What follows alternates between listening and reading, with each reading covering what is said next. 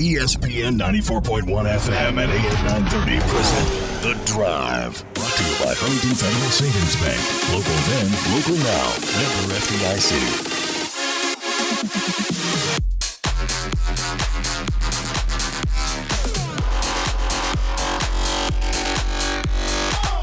It is Thursday, October 22nd. That means your drive begins now on ESPN 94.1 and AM 930. I'm your host, Paul Swann. You can join the program by calling the Miller Lite phone line at 877-420-TALK. That is 877-420-8255. Miller Lite, whole true, great taste.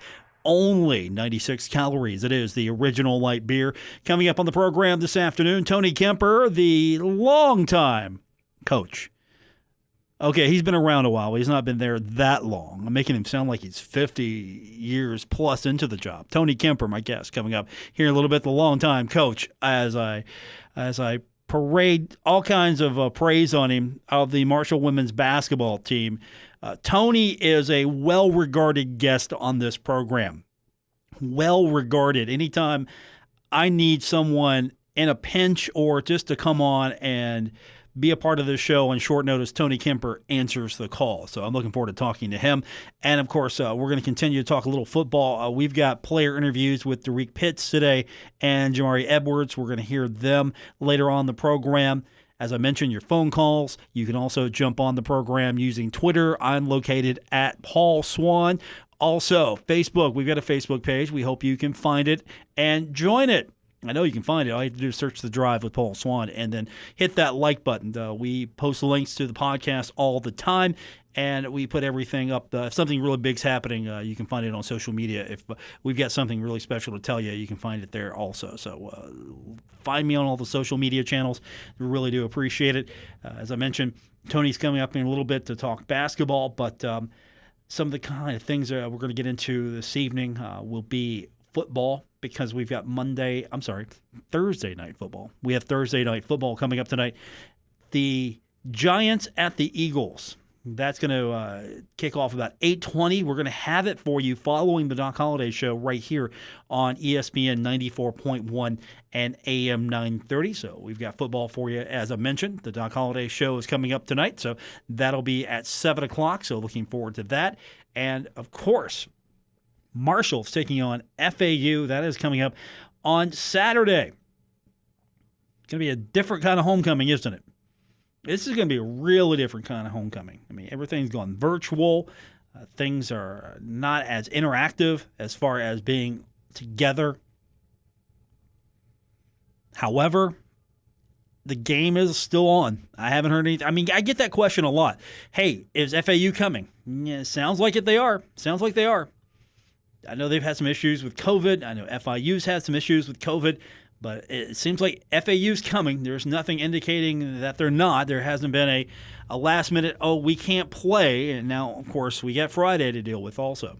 We got Friday, but everything seems to be on track for that game. So, but I've got that question a few times, and my answer is, look, until something's official, they're coming. Nobody has said anything otherwise. So we'll have that game for you Saturday right here on ESPN 94.1 and AM 930. Now, baseball action hasn't been as exciting as far as TV viewership is concerned. We don't have Game 2's numbers just yet. But the game on Tuesday drew 9.195 million viewers. That is the least watched World Series Game 1 ever and the least watched World Series game ever. So the TV ratings are down for Major League Baseball in the World Series. And, of course, that game was terrible. 8-3 Dodgers win. If you're a Dodgers fan, it was great. Now, the game yesterday, a little bit more interesting, but still, TV ratings are down. Nobody's really tuning in as far as the measurements are concerned. And there's a lot of things going on. All the leagues are down. NBA's down. NFL is doing okay. NHL was down. I mean, sports are taking a hit across the board. I mean, there's a lot more going on. Everything's out of season. A lot of competition. Baseball. And I really don't buy into some of the arbitrary reasons. It's just, it's not the same. It's watching basketball in a super gym was not that fun. It was fun, but it wasn't that fun. And I can't really say what the average viewer's tastes and sensibilities are. I was having fun watching all the hockey, but that's me. You know that. If you're a long-time listener, you know that I'm going to watch no matter what. And I kind of found it really cool that the first week, there was like game, and that was my scheduled vacation time. So I took advantage of that. That was fun. So, it was also nice that I had hockey on my birthday. That was pretty cool. Hockey on my birthday. It wasn't the Rangers; they got eliminated, but still, it was pretty fun to have hockey on your birthday. For me, I haven't ever had hockey on my birthday. Like, what's there to watch? Like, hey, at that time, summer movies are kind of dwindling down, so you can't go, hey, let's all go see the latest Avengers movie or something cool like that. No. Miami Vice came out one year. Not to digress here too far. Miami Vice came out one year. I watched that. The reboot. That was cool. But then again, I liked Miami Vice as a kid. The reboot was cool.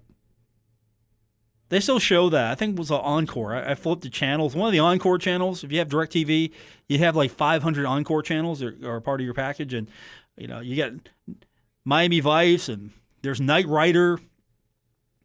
I don't see Airwolf or anything like that, but I do digress. We're going to get into a lot of things here with Tony Kemper on the other side of the break. I'm looking forward to that. We've got football, of course, coming up after the Doc Holliday show. Speaking of getting your football fix before we go to break, here's an interesting item. As of tomorrow, Hulu, if you have the Hulu TV service, Hulu is going to drop Sinclair's package of Fox Regional Sports Networks from its live TV service. So if you're a Hulu subscriber, you probably check your email. Something went out explaining why. There's a carriage dispute with Sinclair. So that came out today. They're basically saying we're done. It's okay time, unless you're a college football fan and you like the games that are on some of the Fox regional channels. Your mileage may vary. Thankfully, I haven't had any problems with DirecTV in this regard. The right package, I can watch everything. So, again, it's becoming more and more difficult to cut the cord because, again, you can't a la carte what you want. And you got to take it's all or nothing. And I think some of these sports networks are going to price themselves out of the market. They're going to ask for too much, and there are a lot of people who are honestly, there are a lot of people who are taking these packages not because of sports. They're taking it because they want the other channels. They don't want the sports. If you are a subscriber and you have to jack your package up to get certain channels that include the sports packages, but you want some other channels that are bundled into that, you're dropping your package. And again, that's where I think television is getting hurt a lot, or at least the sports channels are having problems. If I want sports, I'll get a subscription to ESPN Plus. I like that. I just here's my option. I want that. Just give me that. And there's not really a package that's comparable to that. But again, I have ESPN already, and so the Plus package, when I have it, it just complements what I want, and usually there's a more compelling reason. Remember, that's still a bit away from it's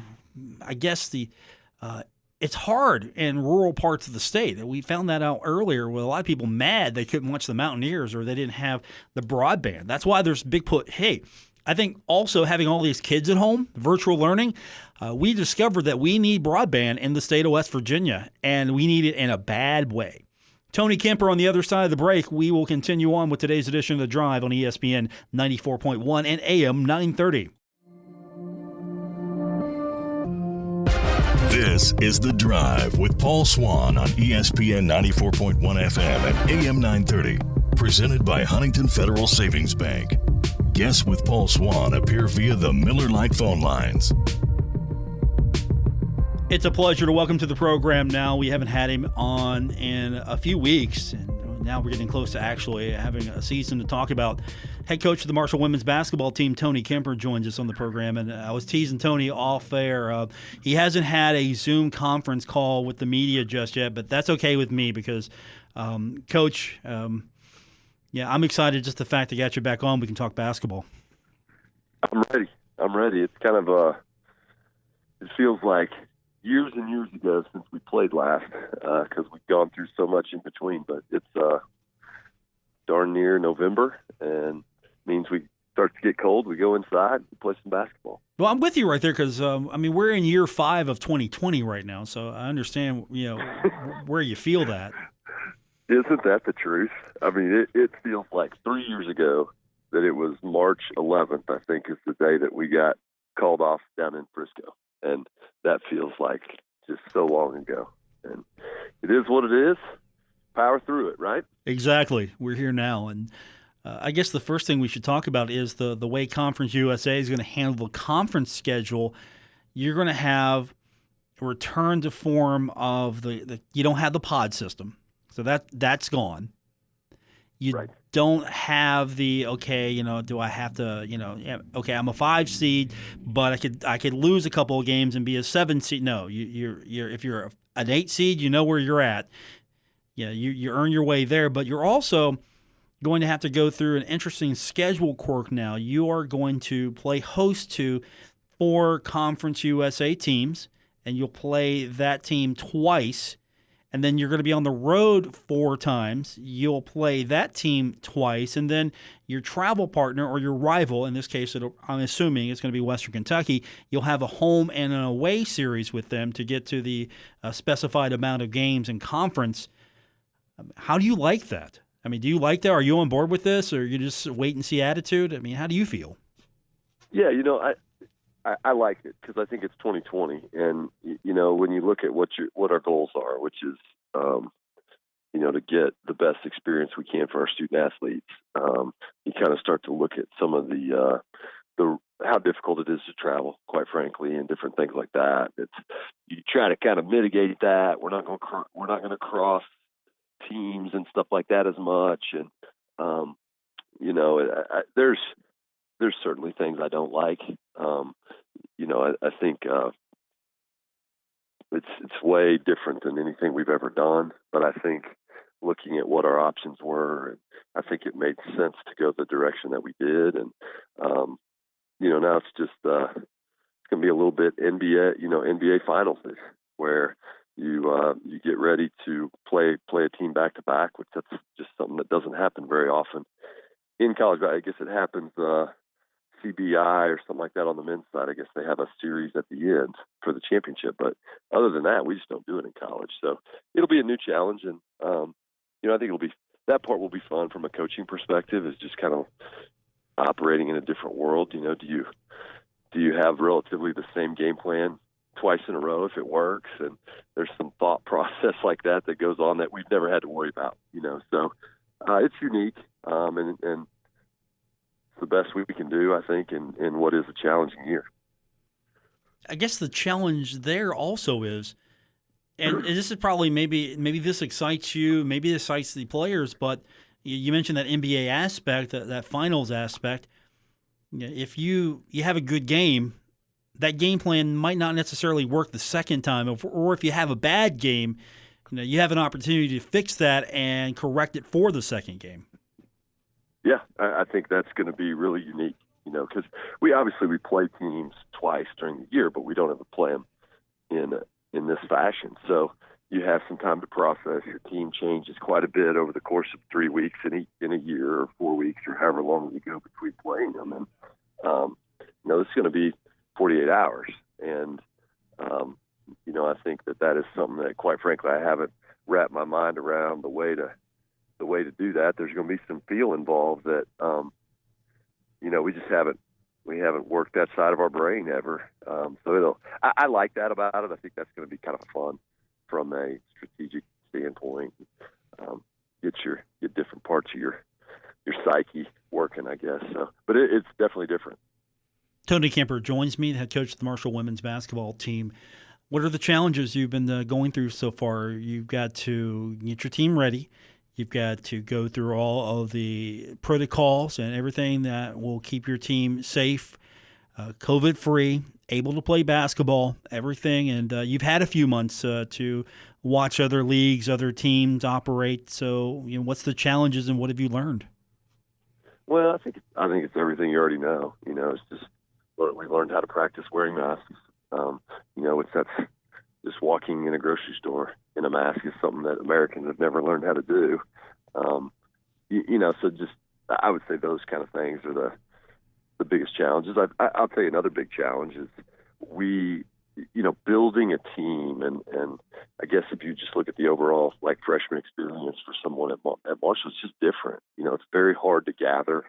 It's very hard to sit. When you do, you have to spread out. You meet your team and they sit 7 chairs apart, take up a whole section of the Henderson Center. You need a microphone to talk to them. And that's just a different world than what we're used to in growing a team. And we've got 5 new players. So, that's a fairly good sized number, and just trying to bring everybody together in a year like this. I think that's probably been the biggest challenge. We have not been over to my house as a team to eat and hang out. And by this time in a typical year, that's probably happened, 3 or 4 times already. So there's just some isolation that goes on with all our parameters that I think makes it difficult to give the experience that you want to give, from my perspective. The only plus there is the grocery bill, right? That's the only plus. It's not. Well, I still eat a lot. So I'm an eater, so sometimes I might grill as much as I would do when the girls are here. I just don't. I just have to eat it over a couple days. There's still an abundance of steak being eaten at the Kemper house. I got you. Tony Kemper's with me, the head coach of the Marshall women's basketball team. So I'm going to mask up. Maybe I can get some of that steak in their absence. But that's the challenge. You're right. These young ladies, they can't be as social with each other, and they can't build those bonds. You can't. You're trying to stay safe. They're trying to stay safe. You're not trying to put each other in situations. And so you've had to probably teach as much as learn about how to handle your business now in this situation. No doubt. I'm learning every day, and it's as a campus, we're learning every day. And there's a whole lot of people doing jobs that they never imagined.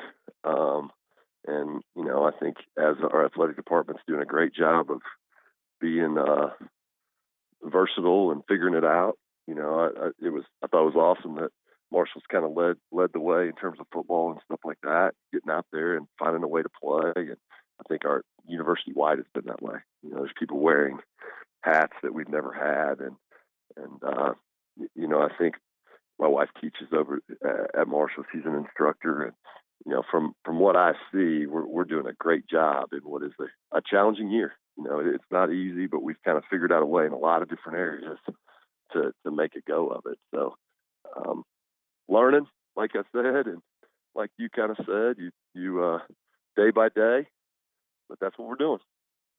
What are their challenges getting the schedule put together? And the conference schedule, of course, will take care of itself. You're not really worried about that. It's the non-conference schedule and how you handle that I'm more interested in. So it's not out yet, but can you give us any insights into what it might look like? Well, it is close to being done, and I think that's probably the biggest challenge is just it's very very wiggly in 2020. You kind of think you've got it set, and then maybe something shifts a little bit. So we have it's kind of one of those things. A while back we had it up. We had it up for just a couple days, and then when the NCAA set, gave us a little bit different timeline, we had to adjust a little bit. But there's some games I'm really excited about here in Huntington and then on the road as well. So I really anticipate, Paul, within the next week to 10 days, I think we'll have a full schedule release with our non-conference. We're just trying to get it all finished, I guess, before we show it to the public. How many games do you anticipate, or is that still up in the air? Is that still in that squishy area you mentioned?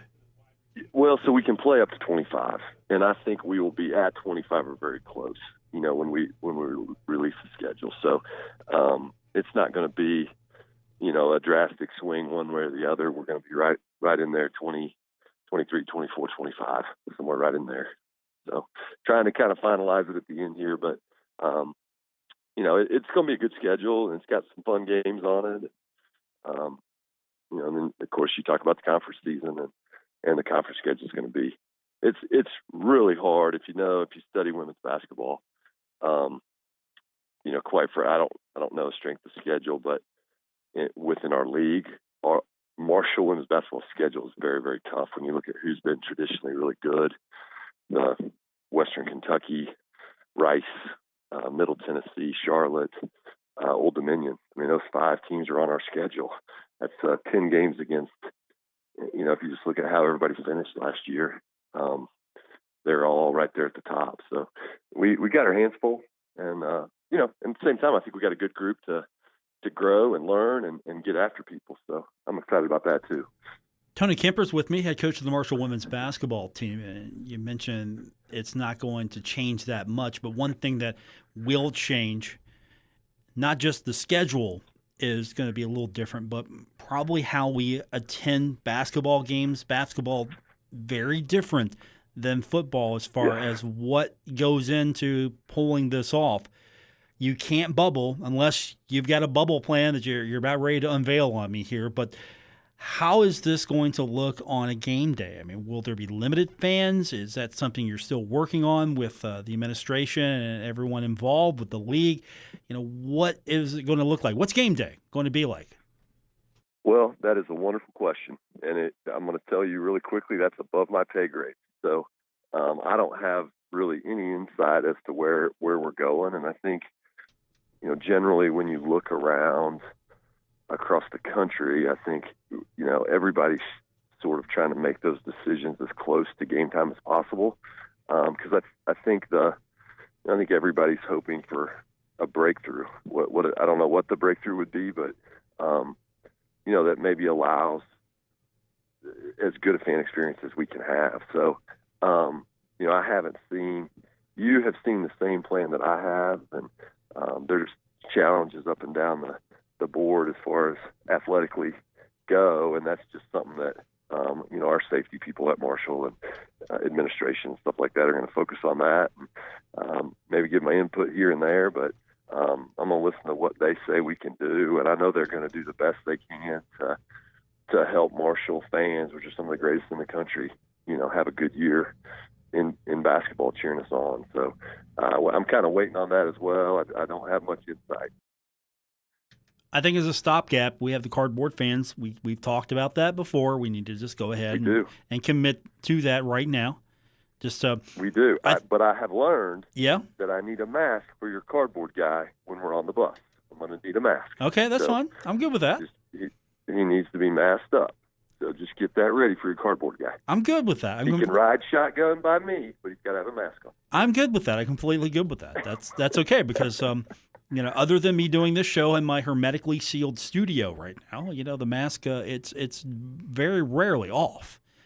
Right. Yeah. Mine either.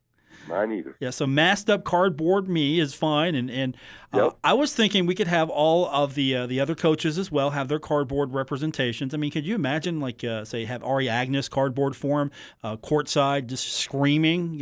Just imagine that. We need her in a good spot. She's pretty positive, so she'd help us respond to runs and stuff like that, I think, in a pretty good way as a team. So get her close to the action. I agree. I like that. I mean, I'm suggesting cardboard because I know we can't do what the NBA did and have the digital fans. I mean, maybe we could one day. I like that idea. We have a heck of a nice video board, so true. Maybe that's part of what they're working on. They're trying to figure out how to split that screen into 9 squares and show us at home. I would be down with that completely. That would be fantastic. I did like what the NBA did. I will say this: it was very creative compared to what some of the other leagues have done. And of course, now when I look at some of the arenas and some of the stadiums, if they don't have anything fun there, forget it. You've lost me. Yeah. Well, I agree with you on the NBA, but we also have to so we got to go back a step further to that, and we got to give a nod to the TBT, and what was Marshall's team called in that made a tremendous run? That's where they got that screen. Yeah, heard that. Watching those guys get after it, I think the NBA learned how to market their stuff a little bit better after watching that, because that was fantastic. And they copied a lot of how they set up the court and stuff like that from the TBT. So that was pretty good exposure and great basketball when we were watching that run. That was fun. That was a nice little. We needed that. That was serotonin for the brain. I mean, whatever you want to call it. That was just nice to have. Yeah, it was fun to have that. Agree. And I mean, Ott Elmore is the legend of the tournament now. I mean, let's just call it what it is. Legend across America. He wiggled his way into our hearts. When are we going to get a women's version of that? That's my next question. I mean, when are we get a women's version of that? Well, I think one of our all-time greats, I think, tweeted about that. I think I saw Shayna tweeting something about, where's the women's version of the TBT.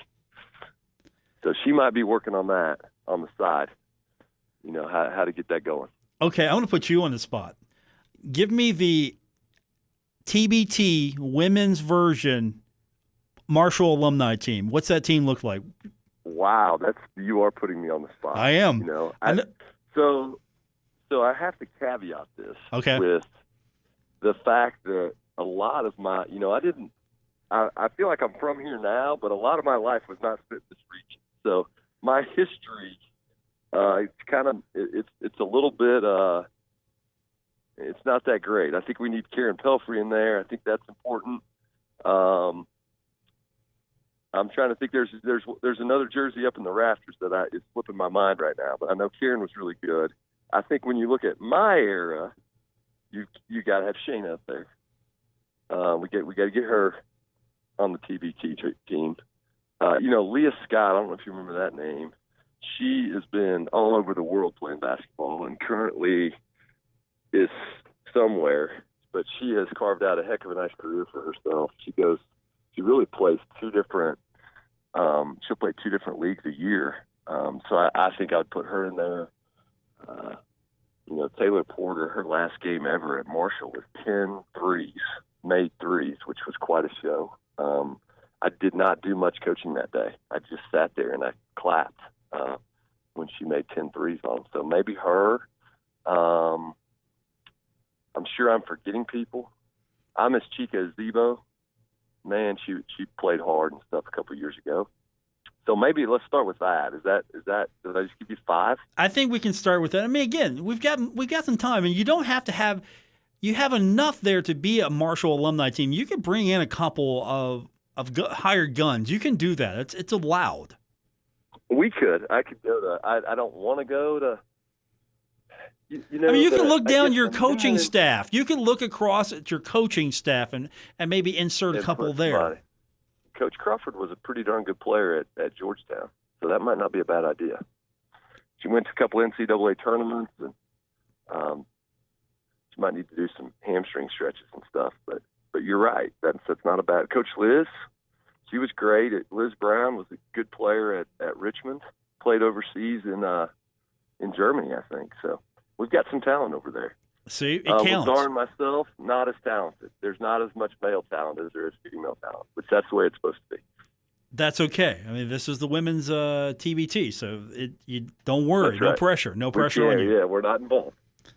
I think I would be good on her back, though. I would be I would practice really hard for them, and I would really support them. I'd be a great teammate. Take water. I could get John and those guys water when they needed it. So I'm pining for that 12th man role next year. I don't need any of the winnings that they're going to get. I'll just take the enjoy being on a team again. Tony Kemper, my guest, didn't think we were going here, but we did. We did. It's the beauty of it. That's been about the best basketball thing that's happened in a while. So it's okay to be there. You're saying you didn't enjoy my Lakers winning the championship? I'm not a Lakers guy. I am not a Lakers guy, but I did watch quite a bit of that. Okay. I enjoyed the Eastern Conference probably a little bit better than the Western Conference. I thought it was a little closer. Your Lakers they took care of business once they got in there. Yes, they did. And Are you a Dodgers guy too? No. I'm just a Lakers because when I was growing up, the only basketball team in existence, you had to pick 2. It was either the Lakers or the Celtics. So those are the only 2 that were in existence. They every year it was just like 82 game schedule with them, and then they played in the finals. That's how it worked out. It felt like. Yep. And you went West Coast. I went West Coast, yeah, because as all my friends were rooting for the Lakers, so I just I jumped on with them. I mean, I'm not gonna lie. You've got a little California, a little beach in you. I can see that. I mean I could do that. I mean my basically my hockey team's East Coast. My baseball and my football teams are sort of Midwest Ohio, and then I got the Lakers for my basketball team. It's weird, but it works. Yeah, a little bit. I got you. Yeah, I mean, here's the problem though. I kind of like the Knicks too, but they make it hard to like them. Some teams are like that. Yeah, They're like that. That's so. I'm just going to take the since early childhood, I'm just going to take the win with the basketball team and be okay with that. I'll take the win. Yep, that's not a bad idea. Yeah, Tony Kemper, celebrate my guest. the victories. Yeah, and we're going to celebrate some herd victories. I can't wait for the schedule. When the schedule comes out, we'll definitely get you back on. Hopefully, we can talk about a couple of things. I'm just hoping some of the signature games that were on the schedule will be back there, but I know you can't say until we get the schedule released. Well, I'd like it to have the pen, the ink dry, and then I'm with you. We'll come back and I'll tell you exactly where we're going and who we're playing. And there might be some clarity too on the question about what a home game looks like and stuff like that. But we're getting our team ready to play hard, and I like their approach and stuff like that. They're going to be ready to represent the university well, and that's what we're working on. Tony Kemper, Marshall women's basketball coach. Thanks, sir. Appreciate you. Thank you. Same to you. See you. That's Tony Kemper. When we come back, we're going to talk a little herd football. We've got Derek Pitts when we continue with today's edition of The Drive on ESPN 94.1 and AM 930.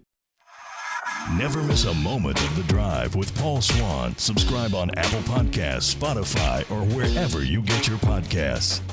And if you missed the last segment, you missed Tony Kemper, so that's a great reason why you need to go get the podcast. And to expand on that, all right, quick research here. I told Coach he can pick the rest. We would go with our women's TBT team. Karen Pelfrey, I think Christina Benfeld, and Tammy Wiggins have to make the all-time TBT list. I don't know if they could play today, but you know what? They could play back in the day, and that's our list from the record books. So, you know what? This would be a Woody Woodrum topic, and we'll leave it at that for right now. We're going to talk a little football now. We've got Derek Pitts, and we talked to him the other day. One of the questions that was asked of him to start this thing off, and we're going to play it in its entirety. It's pretty brief, but he was just asked to talk about how good it is just to be off to a great start, and that's where we'll begin. Yeah, I mean, that's a great plan for Marshall. It all started in camp. Honestly, we I was same group of guys from last year, so we just built off that chemistry from last year to this year, and we just had a lot of confidence in each other. And Tavante Beck, the linebacker, he just so competitive on the field, on practice, in the game. So everybody just come along with that, and everybody's so competitive with that. So it's honestly a competition out there on the field gets the most tackles. So it's just a competitive nature all around the football field. You're getting ready for this week's opponent. It's sort of like starting over again, like it's week one. You really don't have much on them. They've got maybe a little bit more on you. Right. What's preparation like, just trying to get ready for a team? Every week's different, and here we are again. Yeah, coaches coach, players play. I'm a firm believer in that. So the coaches, they come up with the scheme, we just execute it. So they give us the responsibility to execute the calls they make, and it's our job to make them look good on Saturdays, and it's vice versa. So we got a great defensive staff, and Coach Doc Holliday, he puts a lot of hard work into everything that he does. So defensively, we just execute the plan every week, and so far it's been doing good, 4-0. So in a sense, it's forcing them to adjust to you more so than if you're out there doing what you need to do. Mm-hmm. That's the good thing about it. We don't need to adjust to them; they can adjust to us. So while they playing catch up, we just going forward. Tariq, whenever you all trust in the plan, like what you're talking about, coaches coach, players play. Whenever you go in with that mindset and you all just trust in the plan that's put forth to win, how much faster does that make you all as a defense? Simply because you're not second guessing, you're just reacting. It's easy. It's easier for us. We don't got to think so much. We just know the call is going to work. That's our go-to plan in the whole scheme of everything. So we just know the call gonna work. If it don't work, we're gonna make it work. And we just got that trust in each other. Marshall, the defense here, it's very fast. We don't have the biggest guys on the defensive line. Everyone quick, but everyone does their job and responsibilities. The back end of offense, just being able to both cover, that teams are going to start throwing on you all more because they haven't been able to run the football. Do you all take that as the personal challenge each week to go out there and fly around to the football and make plays there too? Oh man, we waiting on that opportunity, man. The D line is so elusive, man. It's so they good in everything they do. Honestly, I haven't seen a flaw on our defensive line yet. But the secondary, we're so deep back there, man. We have about 4 corners playing.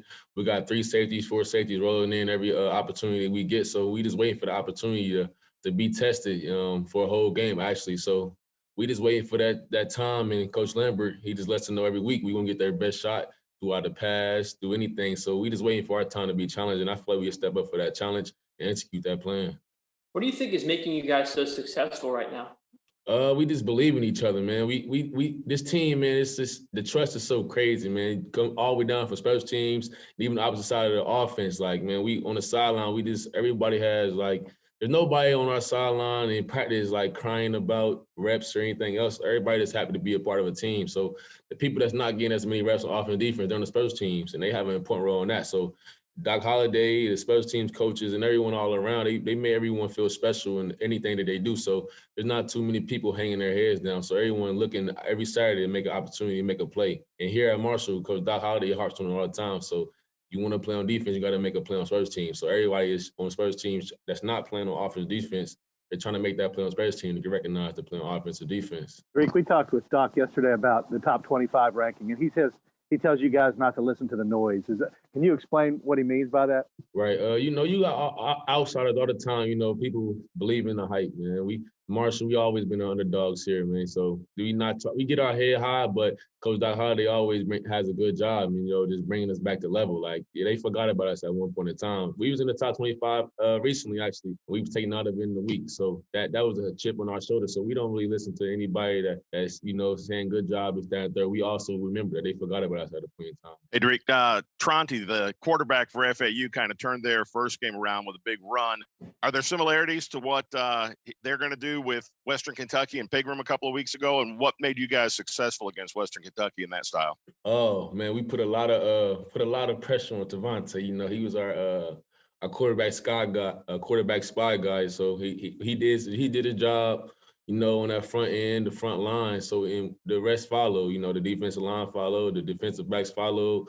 It was just piggyback. So when one person do good, I'm sure the next person gonna do good, and it was just a chain of events of everybody doing good, everybody successful on the field, everyone happy, everyone is out there having fun and doing what we love to do every Saturday. We prepare for that Monday through Friday. FAU also has receivers who are transfers from Clemson, from Duke, from Miami. When you watch them, do they look like that? Do they look like high level? I don't put nothing past no one. I mean, obviously they're on a scholarship just like I'm a scholarship. So I try not to, get too cocky. I'm a humble person, man. But when I feel, everything changes. The switch changed for the whole defense. They on scholarship just like with us, like I said, So they got the ability that we got. Anything can happen. So we just got to make sure we stay fundamentally sound to our keys and just don't let them, have no crazy day on us. And it's been working every week, We just lock down, humble down, get the job done every week. Knowing that you all are going to get everybody's best shot, and also knowing that, the team that won last year's CUSA title is coming into your all's house. What is the energy level for this week specifically based off those two components? Oh man, it's unbelievable, man. We have our 4 captains. We have 5 this week, but that was a big thing on their speech throughout the team. FAU, they're a good team. I'm not taking nothing away from them, but if we come in and execute how we're supposed to execute, I feel like the plan of action is going to fall into place. Hats off to them though. They've been doing a heck of a job over there in their facilities and their staff. So we're not taking nobody we just gonna come in and get and work like they work every day and every week. There you have it. That's some pretty insightful comments there. When we continue, we are going to wrap it up here on ESPN 94.1 and AM 930. And that's going to do it for this edition. I want to thank Tony Kemper joining us on the program today, talking a little Herd women's basketball. We'll have him back soon. Hopefully you're going to get that Marshall women's and men's basketball schedule sometime here in the next few days or sometime early next week. That would be great either way. So we'll break it all down for you. And, of course, coming back tomorrow, we've got high school football action. We'll tell you what games are actually going on and get you set. We're one day closer to Marshall taking on FAU, so we'll break all of that down. One piece of news I do want to mention briefly, and we'll get into it in greater detail. Spring Valley senior offensive lineman Bryce Biggs verbally committing to Marshall. We'll talk, hopefully, about that in greater detail tomorrow here on ESPN 94.1 and AM 930. WRBC Huntington, W227BS Huntington, your flagship home of the Marshall Thundering Herd and The Drive with Paul Swann, ESPN 94.1 FM and AM 930.